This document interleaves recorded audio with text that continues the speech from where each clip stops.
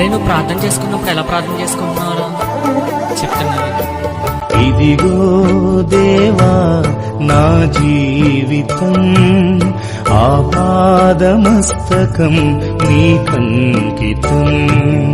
ఇదిగో దేవా నా జీవితం ఆపాదమస్తకం నీకంకితం. శరణం నీ చరణం, శరణం నీ చరణం, శరణం నీ చరణం, శరణం నీ చరణం.